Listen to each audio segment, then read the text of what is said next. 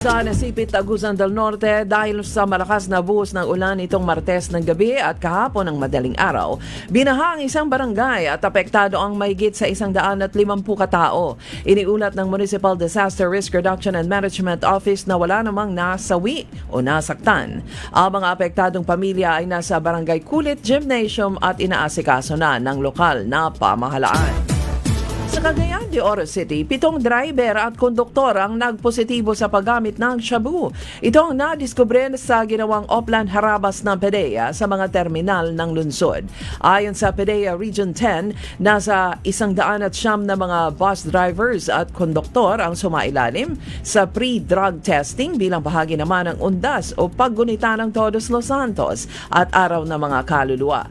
Ang 7 nagpositibo ay hindi muna pinabiyahe upang iwas disgrasya sa mga uuwi sa probinsya.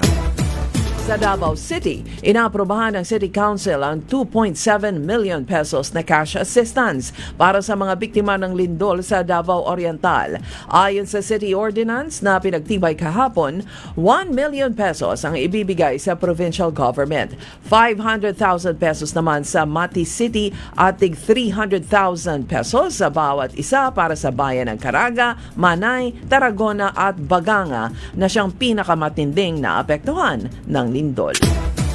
Sa Basilan, pinagsabihan ni Mayor Ingaton Izdarul ng bayan ng Tipo-Tipo ang MILF na disiplinahin ang kanilang mga tauhan upang maiwasan ang kaguluhan sa bayan.